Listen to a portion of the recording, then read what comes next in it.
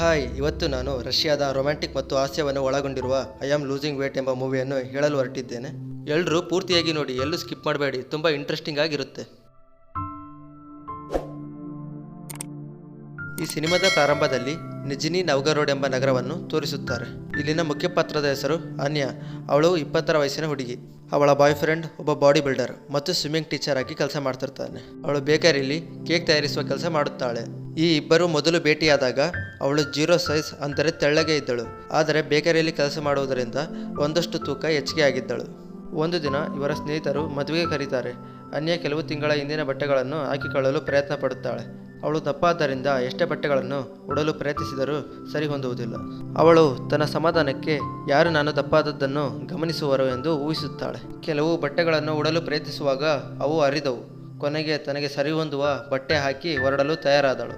ಜೇನ್ಯ ಅವಳನ್ನು ಆ ಬಟ್ಟೆಯಲ್ಲಿ ನೋಡಿ ತುಂಬ ಅಸಹ್ಯ ಪಡುತ್ತಾನೆ. ನಾವು ಮೊದಲು ಪರಿಚಯ ಆದಾಗ ಅನ್ಯ ಎಷ್ಟು ಸುಂದರವಾಗಿದ್ಲು ಅಂತ ನೆನಪಿಸಿಕೊಳ್ತಾನೆ. ಅನ್ಯಾಳ ಈ ಪರಿಸ್ಥಿತಿಯಲ್ಲಿ ಮದುವೆಗೆ ಅವಳೊಂದಿಗೆ ಹೋಗಲು ಅವನಿಗೆ ಇಷ್ಟ ಇರುವುದಿಲ್ಲ. ಏಕೆಂದರೆ ಅವನ ಫಿಟ್ನೆಸ್ ಇಂಡಸ್ಟ್ರಿಯ ಸ್ನೇಹಿತರು ಬಂದಿರ್ತಾರೆ. ಅನ್ಯಳಿಗೆ ಏನೇನಾದರೂ ಹೇಳಿ ಸಮಾಧಾನ ಮಾಡಿ ನಾನೊಬ್ಬನೇ ಹೊರಡಬೇಕು ಅಂತ ಬಯಸ್ತಾನೆ. ಅನ್ಯ ಇದನ್ನ ಕೇಳಿ ತುಂಬ ಖುಷಿ ಪಡ್ತಾಳೆ. ಅವಳಿಗೂ ಅದೇ ಬೇಕಾಗಿರುತ್ತೆ. ಮನೆಯಲ್ಲಿಯೇ ಇದ್ದು ಪಿಜ್ಜಾ ಆರ್ಡರ್ ಮಾಡ್ತಾಳೆ. ಜೇನಿನನ್ನು ಸಹ ನನ್ನೊಂದಿಗೆ ಇರು ಎಂದು ಪೀಡಿಸುತ್ತಾಳೆ. ಜೇನೆ ಹೇಳ್ತಾನೆ, ಮದುವೆ ಆಗ್ತಿರೋರು ನನ್ನ ಆತ್ಮೀಯ ಸ್ನೇಹಿತರು, ಅವರಿಗೆ ಅಭಿನಂದನೆ ತಿಳಿಸಿ ಬೇಗನೆ ಹಿಂತಿರುಗಿ ಬರ್ತೇನೆ ಎಂದು ಭಾಷೆ ನೀಡ್ತಾನೆ. ಹೋಗುವ ಮೊದಲು ಅನ್ಯಾಳನ್ನು ಎತ್ತಿ ಮುದ್ದು ಮಾಡಲು ಬಯಸ್ತಾನೆ. ಆದರೆ ಅವಳ ಈ ಪರಿಸ್ಥಿತಿಯನ್ನು ನೋಡಿ ಅಸಹ್ಯಪಟ್ಟು ಹಿಂತಿರುಗಿ ಹೋಗ್ತಾನೆ. ಅನ್ಯ ಇದರಿಂದ ಭಾಳ ಬೇಜಾರಾಗ್ತಾಳೆ. ಅವನು ಹೋದ್ಮೇಲೆ ಹೊಸ ಬಟ್ಟೆ ಬದಲಾಯಿಸಿ ತನ್ನ ತೂಕ ನೋಡಿಕೊಳ್ಳಲು ಬರ್ತಾಳೆ. ಅವಳು ಬರೋಬ್ಬರಿ 76 kg ಇದ್ದಾಳೆ. ಅವಳಿಗೆ ಯಾವಾಗಲೂ ತನ್ನ ತೂಕದ ಬಗ್ಗೆನೇ ಚಿಂತೆ ಆಗಿರುತ್ತೆ. ಅದರಿಂದ ಎಲ್ಲೂ ಹೊರಗಡೆ ಹೋಗ್ತಾ ಇರಲ್ಲ. ಚಿಂತೆಯಿಂದ ಹೊರಗೆ ಬರೋಕ್ಕೆ ಯಾವಾಗಲೂ ಒಂದು ಗ್ಲಾಸ್ ನೀರು ಕುಡಿತಾ ಇರ್ತಾಳೆ. ಈಗಲೂ ಕೂಡ ಅವಳು ಎಣ್ಣೆಯಲ್ಲಿ ತಿನಿಸುಗಳನ್ನು ಮಾಡಿ ಮೊಬೈಲ್ನಲ್ಲಿ ಸೋಷಿಯಲ್ ಮೀಡಿಯಾ ನೋಡ್ತಾ ಅವಳ ಬಾಯ್ ಫ್ರೆಂಡ್ಗೆ ಕಾಯ್ತಾ ಇರ್ತಾಳೆ. ಅವಳು ಫೇಸ್ಬುಕ್ ನೋಡ್ತಾ ಇರಬೇಕಾದ್ರೆ ಅಲ್ಲಿ ಜೇನ್ಯ ತನ್ನ ಸ್ನೇಹಿತರ ಜೊತೆ ಫೋಟೋಗಳನ್ನು ನೋಡ್ತಾಳೆ. ಅವು ಹಿಂದೆ ಜೇನೆ ಹೋದ ಮದುವೆಯ ಸಂದರ್ಭದವೂ ಆಗಿರ್ತವೆ. ಅವಳು ಹಾಗೆ ಫೋಟೋಗಳನ್ನು ನೋಡ್ತಿರಬೇಕಾದ್ರೆ ಜೇನೆ ಜೊತೆ ಇರುವ ಹುಡುಗಿಯರು ತೆಳ್ಳಗೆ ಫಿಟ್ಟಾಗಿ ಸುಂದರವಾಗಿ ಇರ್ತಾರೆ. ಹಾಗೆ ಮತ್ತೊಂದು ಫೋಟೋ ನೋಡ್ತಿರ್ಬೇಕಾದ್ರೆ ಜೇನ್ಯ ಮತ್ತು ಒಂದು ಹುಡುಗಿ ಒಂದು ಫೋಟೋದಲ್ಲಿ ಇರ್ತಾರೆ. ಅದನ್ನ ನೋಡಿ ಅವಳ ಪ್ರೊಫೈಲ್ ಪಿಕ್ಚರನ್ನು ಕ್ಲಿಕ್ ಮಾಡಿ ನೋಡ್ತಾಳೆ. ಹಾಗೆ ಪ್ರೊಫೈಲ್ ಚೆಕ್ ಮಾಡ್ತಿರ್ಬೇಕಾದ್ರೆ ಆ ಹುಡುಗಿ ಜೇನ್ಯಾಗೆ ಗಲ್ಲದ ಮೇಲೆ ಮುದ್ದು ಕೊಡ್ತಿರ್ತಾಳೆ. ವಿಡಿಯೋ ನೋಡಿದ ನೆಕ್ಸ್ಟ್ ಮಿನಿಟ್ಟೆ ಅವಳು ಮೇಕಪ್ ಆಗಿ ರೆಡಿ ಆಗ್ತಾಳೆ. ರೆಡಿಯಾಗಿ ಮದುವೆಗೆ ಓಡ್ತಾಳೆ. ಅವಳು ತನ್ನ ಜೊತೆ ತನ್ನ ಬೆಸ್ಟ್ ಫ್ರೆಂಡ್ ಆದ ನಟಾಶಾಳನ್ನು ಜೊತೆಗೆ ಹೋಗಲು ಕರೆದಿರ್ತಾಳೆ. ನಟಾಶಾ ಅನ್ಯಳನ್ನು ತುಂಬ ದಿನದ ಮೇಲೆ ನೋಡಿ ಎಷ್ಟು ದಪ್ಪಾಗಿದ್ದಾಳೆ ಎಂದು ಮನದಲ್ಲಿ ಯೋಚಿಸುತ್ತಾಳೆ. ಅನ್ಯ ನಾಚ್ಕೊಂತಿರೋದು ನೋಡಿ ನೀನು ಬ್ಯೂಟಿಫುಲ್ ಆಗಿದ್ದೀಯಾ ಎಂದು ಅವಳಿಗೆ ಸಮಾಧಾನ ಮಾಡುತ್ತಾಳೆ. ಅನ್ಯ ಮದುವೆ ಇರೋ ಜಾಗಕ್ಕೆ ಹೋಗ್ತಾಳೆ. ಅಲ್ಲಿ ಜೇನ್ಯ ಒಂದು ಹುಡುಗಿ ಜೊತೆ ಡ್ಯಾನ್ಸ್ ಮಾಡ್ತಾ ಹತ್ತಿರ ಆಗ್ತಾ ಇರ್ತಾನೆ. ಅನ್ಯ ಅವರಿಬ್ಬರ ನಡುವೆ ನಿಂತು ಅವರು ಹತ್ತಿರ ಆಗೋದನ್ನು ತಪ್ಪಿಸ್ತಾಳೆ. ಆಗ ಸುತ್ತಮುತ್ತ ಇದ್ದ ಹುಡುಗಿರು ಅವಳನ್ನು ನೋಡಿ ದೂರ ಸರಿತಾರೆ. ಸ್ವಲ್ಪ ಹೊತ್ತು ಡ್ಯಾನ್ಸ್ ಮಾಡಿ ಎಲ್ಲರೂ ಕೂತ್ಕೋತಾರೆ. ಅನ್ಯ ತಿನ್ನಲು ಶುರು ಮಾಡ್ತಾಳೆ. ಜೇನ್ಯಗೆ ಕೇಳ್ತಾಳೆ, ನೀನು ಯಾಕೆ ಆ ಹುಡುಗಿ ಜೊತೆ ಡ್ಯಾನ್ಸ್ ಮಾಡ್ತಿದ್ದೆ ಹೇಳು ಅಂತ. ಜೇನ್ಯ ಈ ಟಾಪಿಕ್ಕಿಂದ ಹೊರಬರೋಕ್ಕೆ ನಾವು ಗುಂಪಿನಲ್ಲಿ ಡ್ಯಾನ್ಸ್ ಮಾಡ್ತಿದ್ವಿ, ನಾವಿಬ್ಬರೇ ಮಾಡ್ತಿದ್ದಿಲ್ಲ ಅಂತಂದು ವಾದಿ ಮಾಡ್ತಾನೆ. ಅನ್ಯ ಬಿಡದೆ ಮತ್ತೆ ಅದನ್ನೇ ಕೇಳಿದಾಗ ಅವನು ಸಿಟ್ಟಿನಿಂದ ನಿನಗೆ ತಿನ್ನೋದೊಂದು ಬಿಟ್ಟು ಏನು ಬರುತ್ತೆ, ನೀನಂದರೆ ನನಗೆ ಇಷ್ಟ ಇಲ್ಲ ಅಂತ ಹೇಳಿಬಿಡ್ತಾನೆ. ಅನ್ಯ ಇನ್ನೇನು ಅಳಬೇಕು ಅನ್ನೋ ಅಷ್ಟರಲ್ಲಿ ಅಲ್ಲಿಗೆ ಹೊಸದಾಗಿ ಮದುವೆ ಆಗ್ತಿರೋ ಜೋಡಿಗಳು ಬರ್ತಾರೆ. ಅವಳು ತನ್ನ ದುಃಖನ ತೋರಿಸ್ಬಾರ್ದು ಅಂತ ನಗ್ನಗ್ತಾ ಮಾತಾಡ್ತಾಳೆ. ಆವಾಗ ಮದುವೆ ಆಗೋ ಹುಡುಗಿ ಅನ್ಯ ನೀನು ಪ್ರೆಗ್ನೆಂಟ್ ಆಗಿದೆಯಾ ಎಂದು ಕೇಳ್ತಾಳೆ. ಆಗ ಜೇನ್ಯ ಅವಳನ್ನು ಅಸಹ್ಯದಿಂದ ನೋಡಿ ಎದ್ದು ಹೋಗ್ಬಿಡ್ತಾನೆ. ಈಗ ಮುಂದಿನ ಸೀನಲ್ಲಿ ಅನ್ಯ ಬಸ್ನಲ್ಲಿ ತಮ್ಮ ಅಮ್ಮನ ಮನೆಗೆ ಹೋಗ್ತಿದ್ದಾಳೆ. ಬಸ್ನಲ್ಲಿ ಎಲ್ಲರೂ ಅವಳನ್ನೇ ನೋಡೋರು. ಯಾರು ಸಮಾಧಾನ ಮಾಡೋಕ್ಕೆ ಬರಲಿಲ್ಲ. ಆದರೆ ಅವಳು ಅಳೋದು ನಿಲ್ಲಿಸ್ತಾನೆ ಇಲ್ಲ.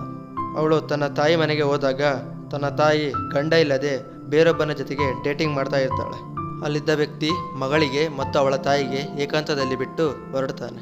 ಅನ್ಯ ಅಳ್ತಾ ಹೇಳ್ತಾಳೆ, ಜೇನೆ ಜೊತೆ ನನಗೆ ಬ್ರೇಕಪ್ ಆಯಿತು ಅಂತ. ಆಗ ತಾಯಿ ಹೇಳ್ತಾರೆ, ನೀನೇನು ಅದ್ರ ಬಗ್ಗೆ ಚಿಂತೆ ಮಾಡಬೇಡ, ನೀನೇನು ಅಷ್ಟೇನು ದಪ್ಪ ಇಲ್ಲ, ನೀನು ದಪ್ಪ ಇದ್ದರೂ ಚೆಂದ ಇದೆಯಾ ಅಂತಂದು ಹೊಗಳ್ತಾಳೆ.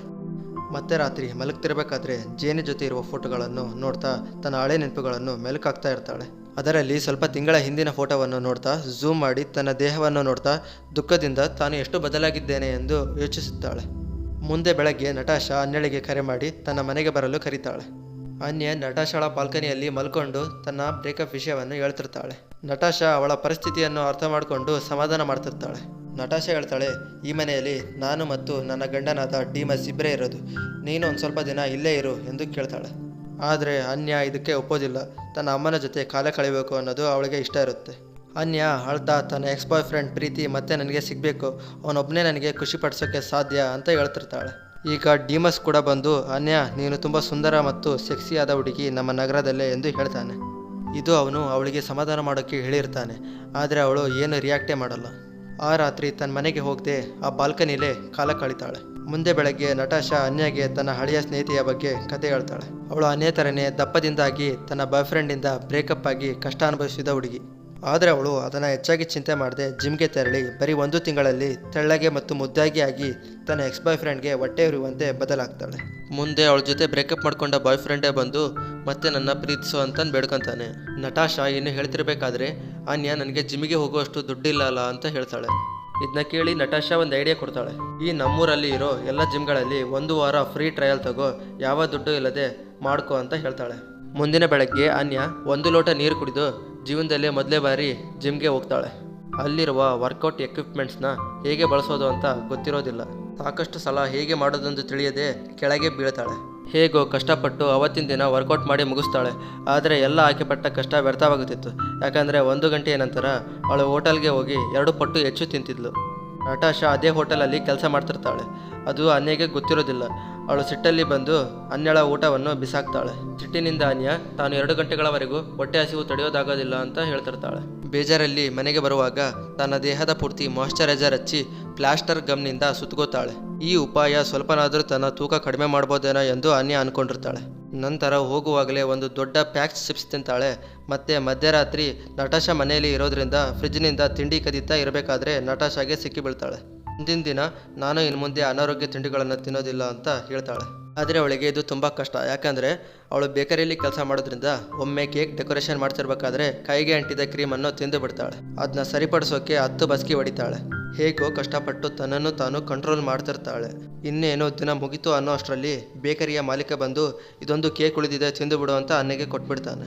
ಓನರ್ ಫ್ರೀಯಾಗಿ ಕೇಕ್ ಅವಳಿಗೆ ಕೊಟ್ಟದ್ದನ್ನು ನೋಡಿ ಇದೇ ಕೊನೆ ಬಾರಿ ತಿಂದು ಬಿಡೋಣ, ಇನ್ನೊಂದು ಸಾರಿ ತಿನ್ನೋದು ಬೇಡ ಅಂತ ಅರ್ಧ ಕೇಕ್ನ ಒಂದೇ ಸಾರಿ ಬಾಯಿಗೆ ಇಟ್ಕೊಂಡ್ಬಿಡ್ತಾಳೆ. ಅನ್ಯ ತನ್ನ ಮನಸ್ಸಲ್ಲಿ ನನಗೆ ಈಟಿಂಗ್ ಡಿಸಾರ್ಡರ್ ಇದೆ ಅಂತ ಅನ್ಕೊತಾಳೆ, ಅಂದರೆ ತಿನ್ನುವ ಕಾಯಿಲೆ ಇದೆ ಅಂತ. ಅವಳು ತನ್ನಂತೆಯೇ ತಿನ್ನುವ ಕಾಯಿಲೆಗೆ ಒಳಗಾದ ಜನರನ್ನು ಮೊಬೈಲ್ನಲ್ಲಿ ಸರ್ಚ್ ಮಾಡಿ ಅವರ ಜೊತೆ ಸಭೆಗೆ ಸೇರ್ಕೊತಾಳೆ. ಆ ಸಭೆಗೆ ಒಬ್ಬನೇ ಹುಡುಗ, ಉಳಿದವರೆಲ್ಲ ಹುಡುಗಿರೆ. ಆ ಹುಡುಗನ ಹೆಸರು ಕೋಲಿಯಾ. ಅನ್ಯ ಹೇಳ್ತಾಳೆ, ನನ್ನ ಹೆಸರು ಏಂಜಲ, ನನಗೆ ಈಟಿಂಗ್ ಡಿಸಾರ್ಡರ್ ಇಲ್ಲ, ನಾನು ಪತ್ರಕರ್ತೆ ಅಂದರೆ ಜರ್ನಲಿಸ್ಟ್, ನಾನು ಇಲ್ಲಿ ತಿನ್ನುವ ಕಾಯಿಲೆ ಬಗ್ಗೆ ತಿಳಿದು ಕತೆ ಬರೆಯಲು ಬಂದಿದ್ದೇನೆ ಎಂದು ಸುಳ್ಳು ಹೇಳ್ತಾಳೆ. ಹಾಗೆ ಬೇರೆ ಹುಡುಗಿರು ಸಹ ಅನ್ಯ ಒಪ್ಕೊಳ್ಳದೇ ಇರೋದನ್ನು ನೋಡಿ ನಮಗೂ ಈಟಿಂಗ್ ಡಿಸಾರ್ಡರ್ ಇಲ್ಲ, ನಾವು ಸುಮ್ಮನೆ ಬಂದಿದ್ದೀವಿ ಅಂತ ಹೇಳ್ತಾರೆ. ನಂತರ ಕೋಲೆ ಹುಡುಗ ಎಲ್ಲರನ್ನು ನೋಡಿ ಡುಮ್ಮಿ ಅಂತ ಚುಡಾಯಿಸ್ತಾನೆ. ಮತ್ತೆ ನಾನೇನು ಸಾಚ ಅಲ್ಲ, ನಾನು ಡುಮ್ಮನೆ ಎಂದು ಹೇಳ್ತಾನೆ. ಅನ್ಯ ಆಗ ಯಾರ್ದೋ ಕರೆ ಬಂದಂತೆ ನಟನೆ ಮಾಡಿ ಸಭೆಯಿಂದ ಹೊರಗಡೆ ನಡೀತಾಳೆ. ಆದರೆ ಕೋಲ್ಯ ಅವಳ ಹಿಂದೆನೇ ಹೋಗಿ ನಿನ್ನ ಹತ್ರ ಸ್ವಲ್ಪ ಮಾತಾಡಬೇಕು, ಇಲ್ಲೇ ಹತ್ತಿರದ ಹೋಟೆಲ್ಗೆ ಹೋಗೋಣ ಬಾ ಅಂತ ಕರೀತಾನೆ. ಅನ್ಯ ಅವನ ಜೊತೆ ಹೋಗೋಕೆ ಇಷ್ಟ ಇಲ್ಲ ಅಂದರೂ ತನಗೆ ಹೊಟ್ಟೆ ಹಸಿಯೋ ಕಾರಣ ಹೋಗ್ಬೋದಲ್ಲ ಅಂತ ಅನ್ಕೊತಾಳೆ. ಕೋಲೆ ಹೇಳ್ತಾನೆ, ನಾವಿಬ್ಬರು ಸೇರಿ ಎಕ್ಸಸೈಸ್ ಮಾಡೋಣ, ಏನಾದರೂ ತಿನ್ನೋ ಮುಂಚೆ ಒಬ್ರಿಗೊಬ್ಬರು ಕೇಳ್ಕೊಳ್ಳೋಣ, ಹಾಗೆ ನಮ್ಮಿಬ್ಬರ ನಡುವಿನ ಭಾವನೆ ಮತ್ತು ಅನುಭವಗಳನ್ನು ಹಂಚಿಕೊಳ್ಳೋಣ. ಅನ್ಯಗೂ ಕೂಡ ಪ್ರಯತ್ನ ಪಡೋದ್ರಲ್ಲಿ ತಪ್ಪೇನೂ ಇಲ್ಲ ಅಂತ ಅನ್ಕೊತಾಳೆ. ಮುಂದಿನ ದಿನ ಬೆಳಗ್ಗೆ ಇಬ್ಬರು ಪಾರ್ಕ್ಗೆ ಹೋಗ್ತಾರೆ. ಅಲ್ಲಿ ಓಡೋಕೆ ಶುರು ಮಾಡ್ತಾರೆ. ಮೊದಲು ಅವಳಿಗೆ ಕೋಲೆ ಜೊತೆ ಹೋಗೋಕೆ ಇಷ್ಟ ಇರೋದಿಲ್ಲ. ಯಾಕಂದರೆ ಜನರು ನೋಡಿ ಅವರಿಬ್ಬರು ಲವರ್ಸ್ ಅಂತ ಅನ್ಕೊಂಡ್ಬಿಡ್ತಾರೆ ಅಂತ ಚಿಂತೆ ಆಗಿರುತ್ತೆ.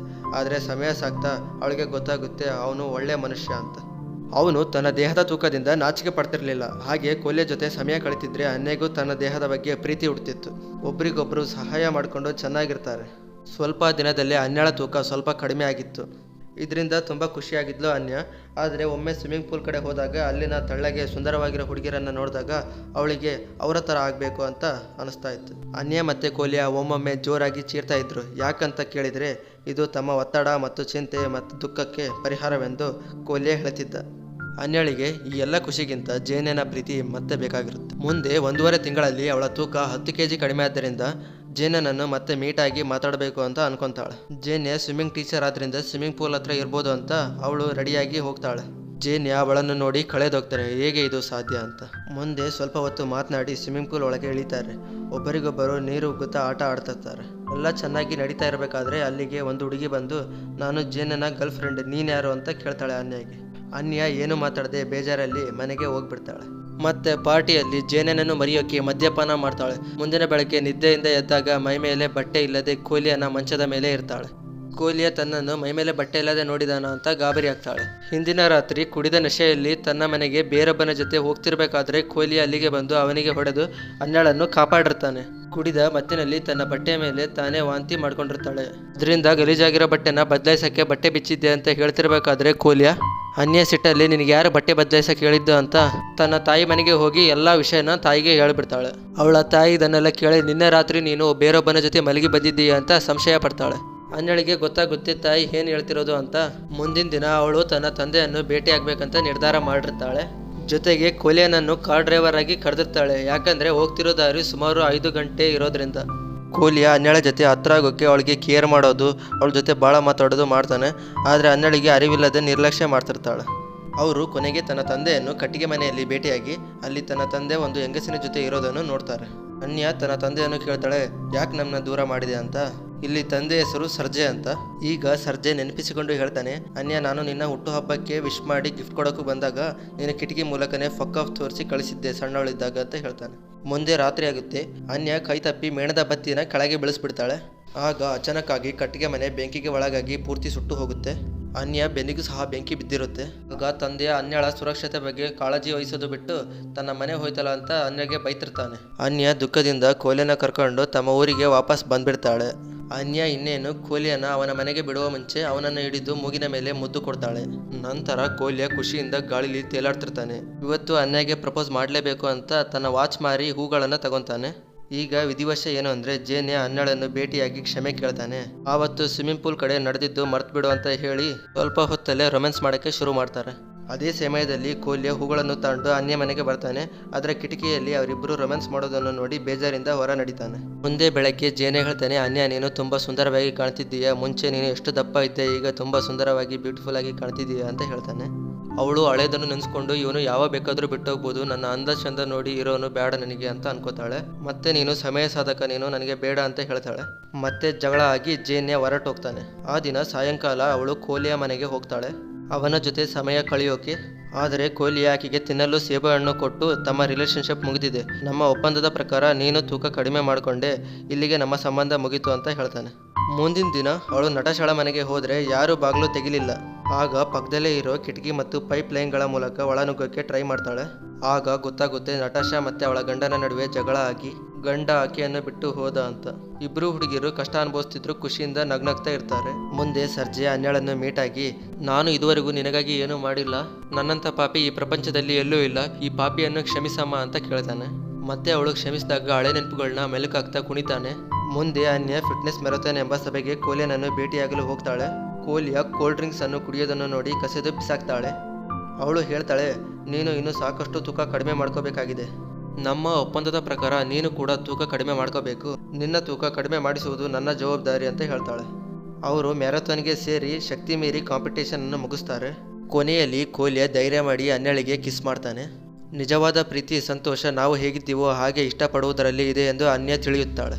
ಮತ್ತೆ ಅನ್ಕೋತಾಳೆ, ಕೋಲಿಯ ತುಂಬ ಕಷ್ಟ ಬೀಳ್ತಾನೆ ತನ್ನ ಆರೋಗ್ಯ ಚೆನ್ನಾಗಿಡಲು, ಆದರೆ ಅವನು ತನ್ನ ದೇಹದಿಂದ ನಾಚಿಕೆ ಪಡ್ತಿರ್ಲಿಲ್ಲ. ಅನ್ಯ ಕೂಡ ಕೋಲಿಯ ಥರ ಇರಬೇಕು ಅಂತ ಇಷ್ಟಪಡ್ತಾಳೆ. ಇಲ್ಲಿಗೆ ಐ ಆಮ್ ಲೂಸಿಂಗ್ ವೇಟ್ ಎಂಬ ಕತೆ ಮುಗಿಯುತ್ತೆ. ಈ ವಿಡಿಯೋ ಯಾರೆಲ್ಲ ನೋಡ್ತಿದ್ದೀರೋ ದಯಮಾಡಿ ಸಬ್ಸ್ಕ್ರೈಬ್ ಮಾಡ್ಕೊಳ್ಳಿ. ಇದು ನನ್ನ ಹೊಸ ಯೂಟ್ಯೂಬ್ ಚಾನಲ್ ಆದ್ರಿಂದ ಎಲ್ಲೂ ಪ್ರಮೋಟ್ ಮಾಡದೆ ನಿಮ್ಮನ್ನ ಸಬ್ಸ್ಕ್ರೈಬ್ ಮಾಡ್ಕೊಳ್ಳಿ ಅಂತ ಕೇಳ್ತಿದ್ದೀನಿ.